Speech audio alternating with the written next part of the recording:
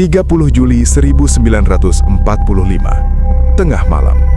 Di suatu titik yang sepi di Samudra Pasifik, tidak ada saksi mata kecuali bintang-bintang yang redup dan air laut yang gelap tanpa dasar. Sebuah kapal perang Amerika yang baru saja menyelesaikan misi paling rahasia dalam sejarah Perang Dunia II melaju dalam sunyi tanpa pengawalan. Di dalam lambung baja itu, hampir 1.200 pelaut tidur, tertawa dan bermain kartu. Tidak ada satupun dari mereka yang tahu bahwa dalam hitungan menit kapal ini akan terbelah dua dan mereka akan memasuki 4 hari paling mengerikan yang pernah dialami manusia di atas lautan. USS Indianapolis bukan kapal sembarangan. Kapal penjelajah berat itu baru saja menyelesaikan misi yang akan mengubah sejarah dunia. Dengan kecepatan penuh selama 10 hari tanpa henti dari San Francisco, Indianapolis mengantar komponen-komponen bom atom pertama yang pernah digunakan dalam sejarah peperangan ke pangkalan militer di Pulau Tinian. Muatan itu dalam hitungan hari akan meluluh lantakkan Hiroshima. Tapi para pelaut di atas kapal tidak tahu apa yang mereka bawa. Rahasia itu dijaga rapat dan mereka hanya diperintahkan berlayar, tidak bertanya. Setelah misi selesai, Indianapolis diperintahkan berlayar dari Guam menuju Leyte Gulf di Filipina, tanpa pengawalan, tanpa kapal pendamping, sendirian di atas Pasifik. Komandan kapal, Kapten Charles McVeigh, bahkan tidak diperingatkan bahwa jalur yang akan dilaluinya adalah wilayah yang sama di mana kapal-kapal Jepang terakhir terlihat. Malam tanggal 29 Juli, para pelaut bermain kartu, berbincang dengan pastor kapal, membaca buku. Biasa saja, tenang, hampir damai. Lalu, tepat pukul 00.15, tanggal 30 Juli 1945, semuanya berubah. Torpedo pertama datang tanpa peringatan, menghantam haluan kapal dan meledakkan tangki bahan bakar penerbangan yang menyimpan lebih dari 13.000 liter aftur. Bola api menyobek malam Pasifik. Belum sempat siapapun bereaksi, torpedo kedua menyusul, menghantam bagian tengah kapal tepat di ruang mesiu. Ledakan susulan terjadi seperti rantai yang putus satu persatu. Indianapolis mulai terbelah dari lunas hingga ke atas. Kapal yang bergerak dengan kecepatan 17 knot itu kini menelan air dalam jumlah yang tidak terbayangkan. Tidak ada cukup waktu untuk persiapan apapun. Dalam 12 menit, sebuah kapal perang sepanjang lebih dari 180 meter lenyap ke dasar Pasifik, menyeret hampir 300 orang bersamanya ke dalam kegelapan bawah laut. Sisanya, sekitar 900 orang, terlempar ke air yang gelap dan dingin. Ensign Harlan Twibble, lulusan baru Akademi Angkatan Laut yang baru beberapa minggu bertugas di kapal ini, muncul ke permukaan dan melihat sekeliling. Tidak ada perwira senior, tidak ada arahan, hanya kepanikan dan api yang perlahan padam di permukaan air berminyak. Dia mengambil alih komando, memerintahkan para pelaut yang selamat untuk berkumpul. Ketika dia menghitung kepala di fajar hari pertama, dia bertanggung jawab atas 325 orang dan dia adalah satu-satunya perwira di antara mereka. Sementara itu, di pantai-pantai dan markas-markas Angkatan Laut, tidak ada yang menyadari bahwa Indianapolis telah tenggelam. Inilah bagian yang paling menyimpan pertanyaan besar. Intelijen Angkatan Laut Amerika sebenarnya telah mencegat pesan dari kapal selam Jepang yang menyerang mereka, di mana sang komandan kapal selam dengan bangga melaporkan bahwa dia baru saja menenggelamkan sebuah kapal perang Amerika. Pesan itu dibaca, tapi pejabat yang menerima laporan itu memutuskan bahwa itu adalah jebakan, sebuah tipu daya untuk menarik kapal-kapal penyelamat ke dalam perangkap. Mereka tidak mengambil tindakan apapun, dan ketika Indianapolis tidak muncul di tujuannya, tidak ada yang melapor. Protokol militer yang gagal, prosedur yang tidak diikuti, meja-meja birokrasi yang tidak berkomunikasi satu sama lain. Hasilnya adalah 900 orang mengapung di Pasifik tanpa ada yang tahu mereka ada di sana. Hari pertama berlalu, lalu hari kedua. Di bawah terik matahari tropis yang membakar, para pelaut mulai merasakan dehidrasi yang menyiksa. Pelampung tidak cukup untuk semua orang. Sebagian hanya berpegang pada potongan kayu atau perlengkapan yang terapung. Beberapa memutuskan untuk minum air laut karena rasa haus yang sudah tidak bisa ditanggung. Itu adalah keputusan yang fatal. Air laut memperparah dehidrasi, menyebabkan kadar garam dalam darah melonjak hingga pikiran mulai kacau.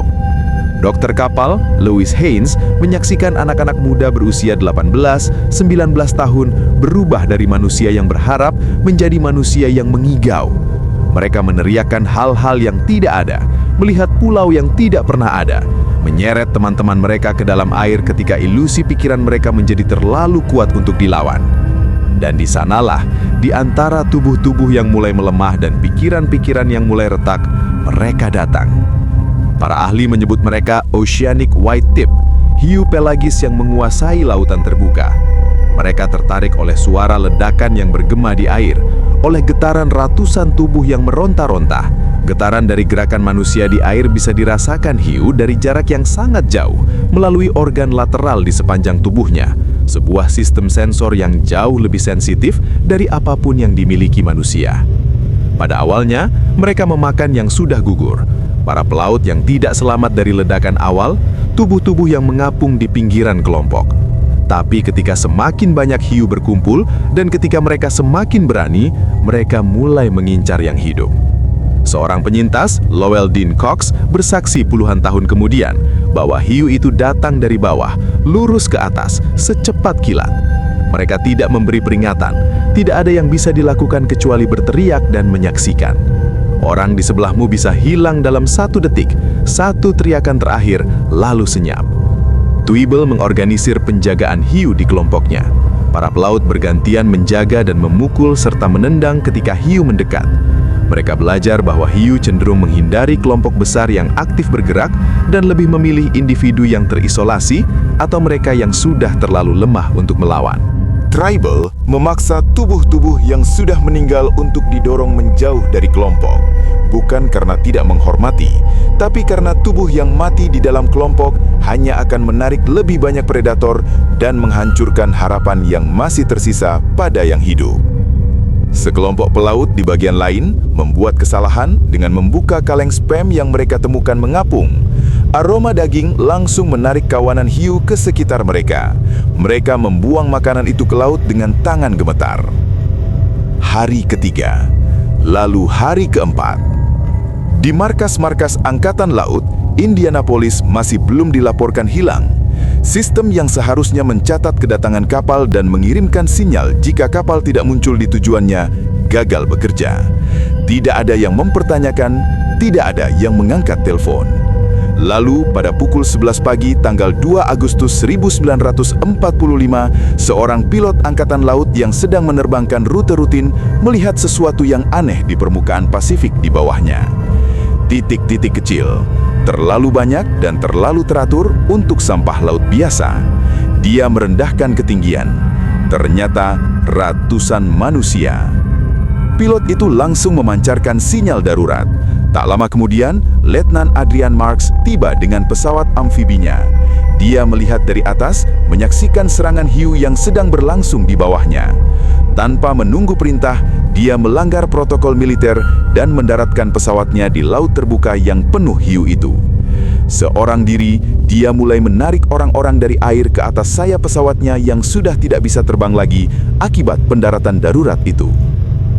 Sedikit setelah tengah malam tanggal 3 Agustus, kapal perusak USS Cecil Doyle tiba dan mulai menarik para penyintas dari air. 4 hari dan 4 malam setelah Indianapolis tenggelam, operasi penyelamatan berakhir. Dari 1.196 orang yang berlayar di atas Indianapolis, hanya 316 yang keluar dari air dalam keadaan hidup. Aftermath dari tragedi ini menyimpan lapisan cerita tersendiri yang tidak kalah gelapnya. Angkatan Laut Amerika membutuhkan kambing hitam. Kapten McVeigh diadili dan dihukum karena dianggap gagal melaksanakan manuver zigzag untuk menghindari torpedo. Bukti bahwa manuver itu kemungkinan besar tidak akan mengubah apapun. Bahkan komandan kapal selam Jepang yang menyerang mereka, Mochishura Hashimoto, hadir dan bersaksi di persidangan bahwa zigzag tidak akan mencegah serangan itu. Tapi pengadilan tetap pada vonisnya. McVeigh menanggung beban itu selama bertahun-tahun. Dia menerima surat kebencian dari keluarga para korban yang menyalahkannya atas kematian putra-putra mereka. Pada tahun 1968, 23 tahun setelah Indianapolis tenggelam, McVeigh ditemukan tewas karena bunuh diri, menggenggam mainan pelaut kecil dari kayu yang pernah diberikan ayahnya. Baru pada tahun 2001, 60 tahun setelah peristiwa itu, Kongres Amerika Serikat secara resmi membersihkan nama McVeigh dari segala tuduhan. Dan di suatu tempat di dasar Pasifik, pada kedalaman 5.500 meter, lambung besi Indianapolis masih terbaring di sana. Ditemukan oleh tim peneliti pada tahun 2017, dibiarkan oleh pemerintah Amerika sebagai makam perang, tempat peristirahatan terakhir bagi ratusan pelaut yang tidak pernah berhasil naik ke permukaan.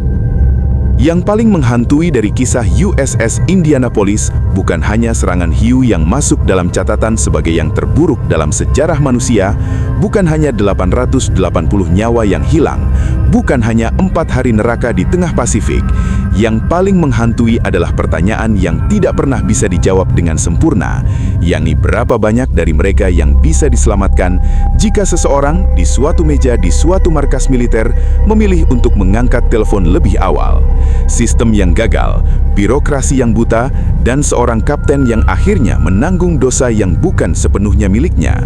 Mungkin disitulah horor yang sesungguhnya bersembunyi, bukan di dalam air, tapi di daratan, di atas meja-meja dengan tumpukan dokumen dan keputusan-keputusan yang diambil oleh orang-orang yang tidak pernah merasakan air laut masuk ke paru-paru mereka.